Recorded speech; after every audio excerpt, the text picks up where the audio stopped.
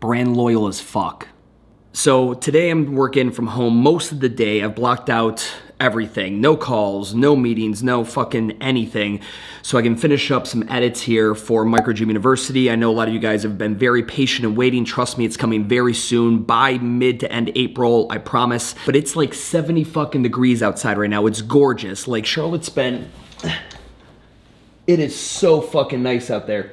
Charlotte has been historically fucking cold recently, like historically cold. So it's gonna be nice. I'm gonna go ahead and ride the booster board into the office at the gym, maybe ride around the city a little bit, I don't know. Anywho, that's essentially what's happening today. What the fuck though?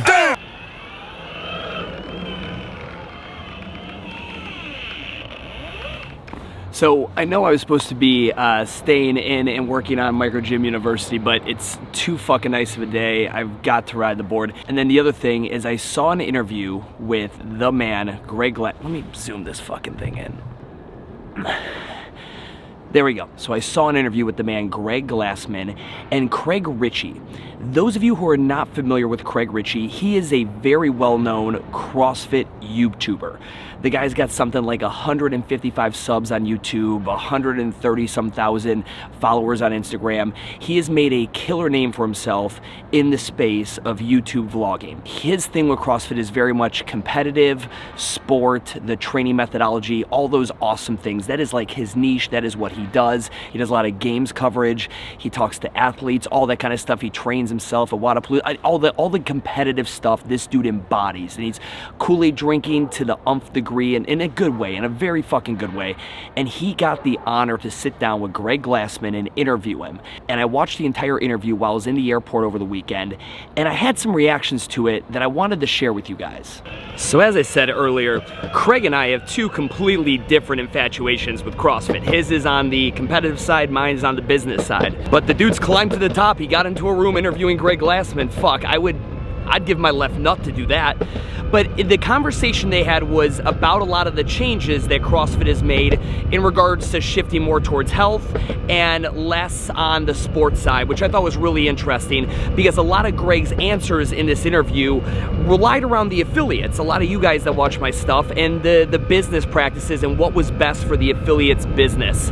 Now, in typical Craig fashion, he gives very kind of ambiguous general fucking answers, but I want to sit down and kind of break down and go through my response and my reaction to that interview, and I'd love to hear what some of you guys think about it.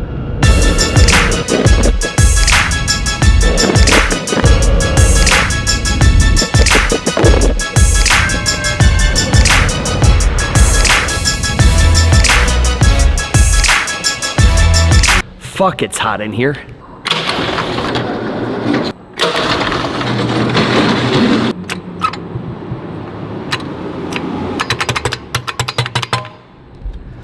The fuck? Isaac! Much better. Minus that fucking door being broke. It's always fucking something. Alrighty, so I'm gonna go ahead, I'm gonna watch Craig's interview with Craig Glassman, the one that he just published like a couple days ago, and I'm gonna give my response to it. And I think it's gonna be a lot of fun. I hope you guys enjoy it, and yeah, that's what we're gonna do.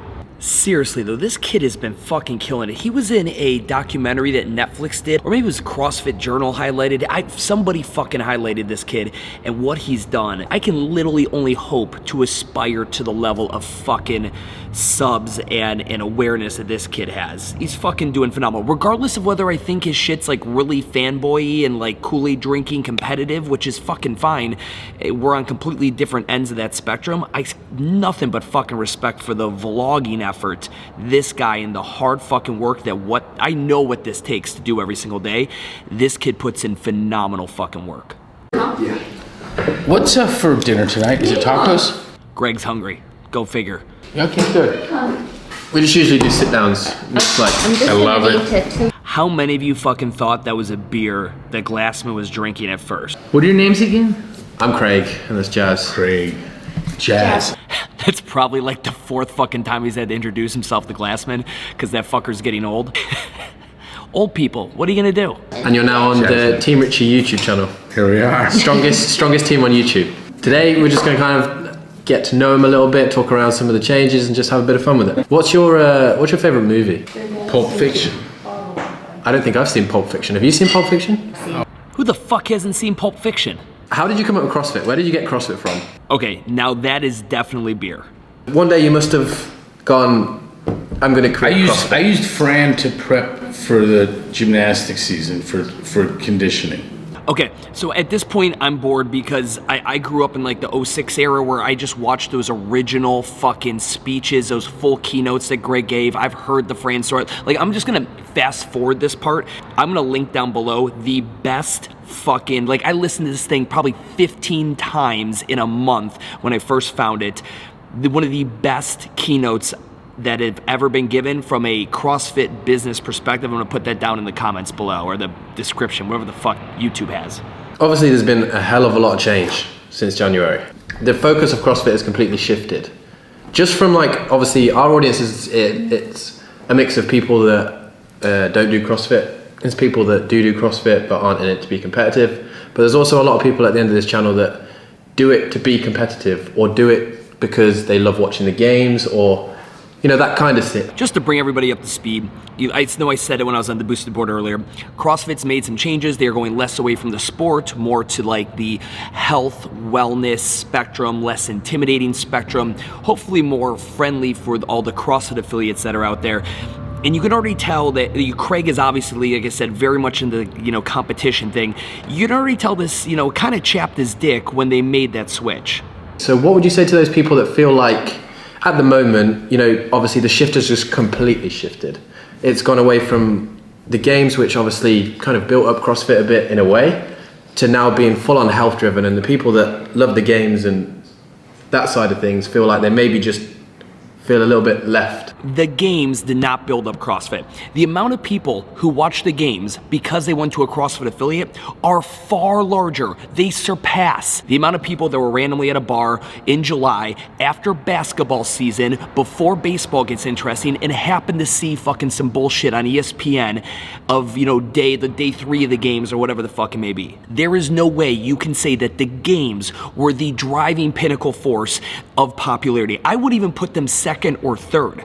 I would literally be putting the affiliates and then other models like the Orange Theories, Iron Tribes, and all these other kind of knockoffs as helping with that popularity before I would ever say that the games created or helped the popularity whatsoever. It just gave current CrossFitters who already felt CrossFit was popular in their ecosystem something to cheer for, a season, something to look forward to. It was their Super Bowl, their fucking Ken Griffey Jr.'s and Michael Jordans and LeBrons. That's what it gave them. That's what the games did. Well, you know what?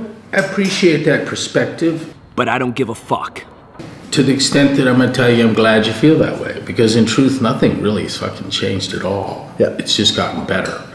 The games have been improved.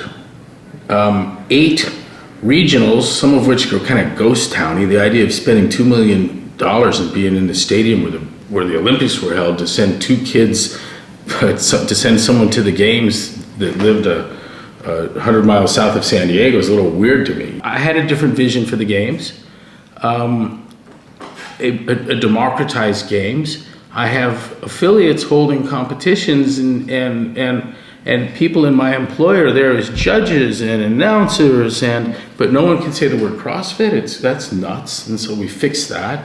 That was always really odd to me, that CrossFit affiliates could hold CrossFit competitions but not use the term. And I got the quality control purpose of it, but I didn't understand trying to have quality control at the competition level and not at the affiliate level. That was always a head scratcher for me. The games have gotten better as far as I'm concerned.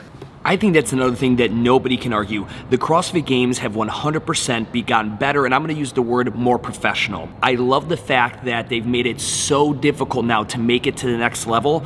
Now you can't be fucking Sally, who has a 9-to-5 job at Bank of America, and you think you have a shot because you work out twice a day, 4 days a week, to do what somebody who literally trains from 9 to 5. So while you're doing Bank of America, Sally, from 9 to 5, and you think you have a fucking shot because while you're there, you're looking up fucking training tips and this, that, and you work out twice a day and you follow Ben Bergeron on Instagram, No, there's a gazillion other fuckers that are actually working out from 9 to 5 as a professional athlete or aspiring professional athlete, and I'm just so fucking glad that that line in the sand has become clearer now than it ever has in the past. Leadership is currently acutely aware of the fact that the most important thing that's happening in 15,000 boxes now, and the ones I'm going to speak for, I'm going to speak for the 10-year affiliate. And by the way, now we have about 500 10-year affiliates. Nice. And that number is going to be closer to 2,000 by the end of the year. Nice. Which, by the way, is fucking incredible.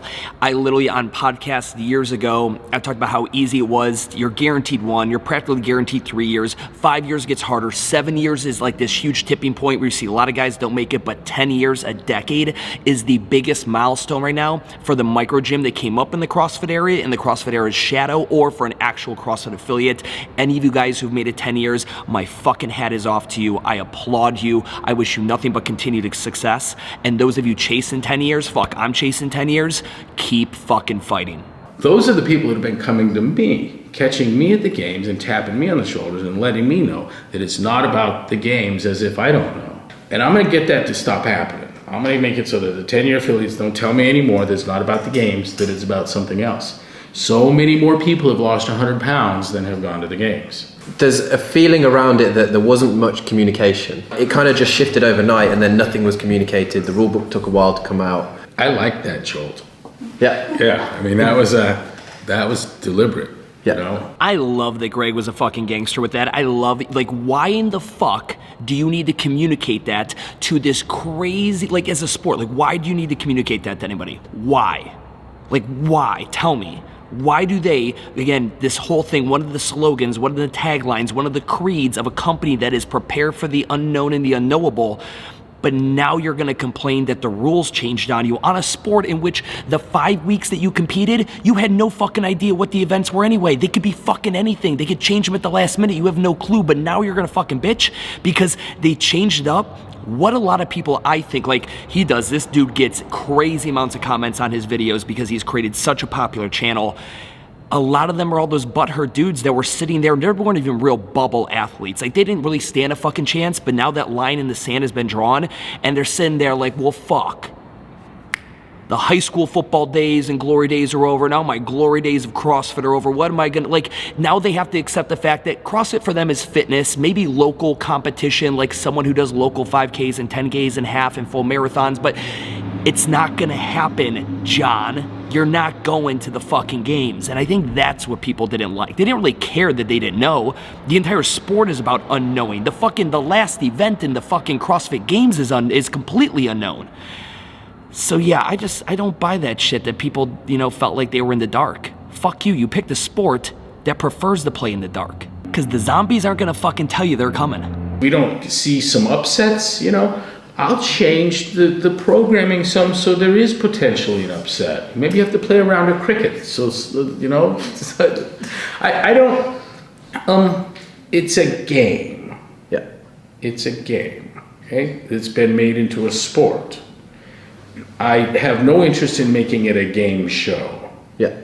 This is not the Grid League. Yeah. Okay? Sick burn. You hear that shit, Tony Budding? You hear that shit? Do you enjoy the games? You get the assumption that you're all about the health side and you really couldn't care less about the game side. I like the weather. What else? The people that come and say hi. How much do I like people exercising? Watching it? I guess I do. I love training people, but training someone, that's not watching people exercise. Yeah. Thruster races, I don't care. Fucking thruster races? This dude is fucking killing me. I love that. Who the fuck wants to watch a thruster race? Nobody. Okay, maybe Craig. Craig might want to see thruster races. I'm from probably 2016 onwards. Yeah. Kind of dude. You know, you came up. I came in the scene when I think it was exploding a little bit. Well, you know, in terms of the games. See, I would argue there too. I wouldn't say the games really exploded, like participation exploded, but again, I think that's a direct correlation, causation, because of the number of affiliates that exploded. Like you see the number of people participating that are not at a CrossFit affiliate are fucking like this many. However many that is, it's not a lot of many. Like, to repeat this again, I don't think the games had any impact on the growth of CrossFit to the effect that the affiliates had on the growth of the CrossFit Games. If that fucking makes sense. The participation, without a doubt, and the amount of money we were spending for sure was also another explosion. What you had was, in a rapidly growing business, a sideshow that was growing faster but breaking even. I have this sideshow that's growing more rapidly and breaking even. That's a terminal setup. Here's some business lessons from this entire interview. If you have your CrossFit program and that's your main bread and butter, whatever it is you offer, yoga, spin, Pilates, whatever it may be, and that is profitable and doing well, and then you decide to create a side program, right? Your CrossFit Lite, your version of Just Move, your version of fucking spin with dumbbell, whatever it is that you came up with, that other side program, what he's calling your sideshow, and that is growing faster, but it's not profitable, it's barely breaking even, that is where you as a business person need to recognize this fucked up teeter-totter you've created, and it is your duty to correct it. A lot of you guys know what it's like to rob Peter to pay Paul when you have to pull money out of your profitable main boo, your main fucking thing, and put it into your sideshow because your sideshow isn't profitable. You're having to pay the coaches out of one fund into your sideshow fund, whatever the fuck it may be, because it can't stand up on its own 2 legs. 4 legs, however many fucking legs it has. Great business lesson there. I hope you guys picked up on that. I would be a fool not to address at that CrossFit.com level landing page. Yeah. You could say that the landing page may not be for the masses, but I know the box is for the masses. Just so everyone's aware what they're talking about now, they changed the website to CrossFit.com away from a very competitive website, he keeps calling it a landing page, to a more inclusive, like some of the videos they used to be, again, really intimidating tribal tats, shirtless, barbells, climbing up ropes, legless, and now it's like old dudes holding water jugs and fucking, doing squats off the couch from the set of Married with Children.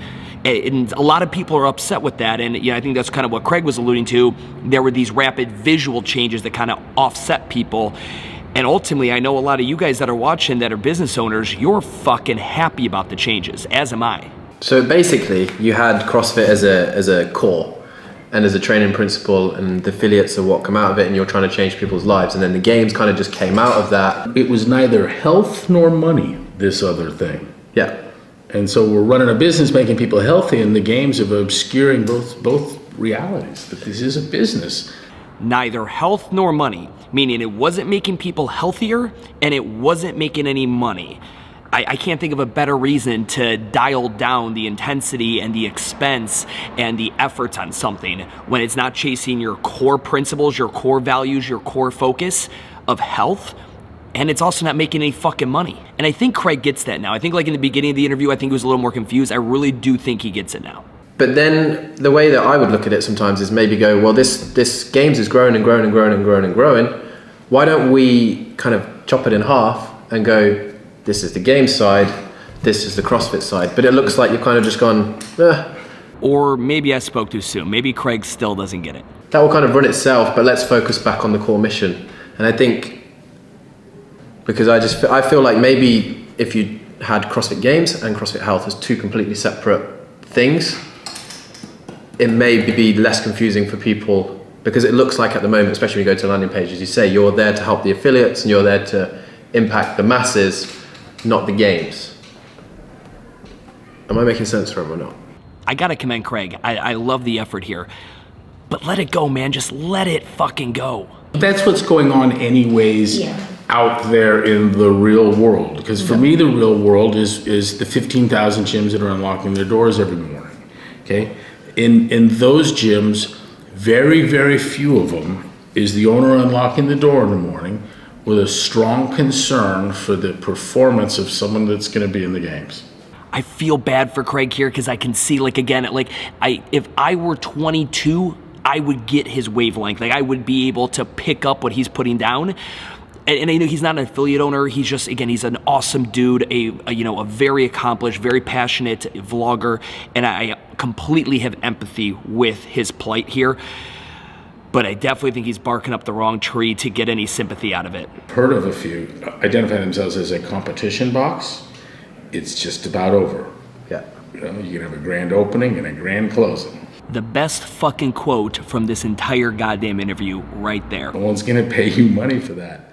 Yeah. The look of disbelief on Craig's face was so disheartening. I'm not gonna lie, this is the first response video I've ever made. I'm fucking loving this. Because I think a lot of it though too is when you watch the CrossFit Games, I have a lot of people that come in just watching the channel or have said look, we watch the CrossFit Games and I never want to be a CrossFit Games athlete, but it looks fun to do. Mm-hmm. So they look at the fun sports side of things, and then the health is kind of secondary to that. They get into the box and they learn about all the health things. Oh, okay, they're welcome still, because it's still fun to do. Yeah. This is just my favorite. Is you can keep doing that, right? Can I get another beer? What does this kid say? Of course, that's still allowable. You're still allowed to watch the games and get inspired and to say, ooh, that looks fun. And I'm gonna pretend like I'm one of these people 5 weeks out of the year, but you're never gonna be one of them. And I can feel that in this kid's soul, that is the contention and that is the issue here. Some people get inspired by the games to then come and do CrossFit and then learn the health things.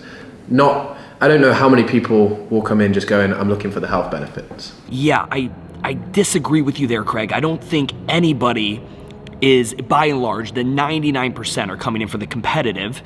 They're coming in for the health / aesthetic / bathing suit, bicep, pull-up, chasing kind of objective. Who the fuck ever walks in these doors and says, man, you know what would be really cool? If I could do some Olympic weightlifting. I've never done that before. Let's get down with Olympic weightlifting.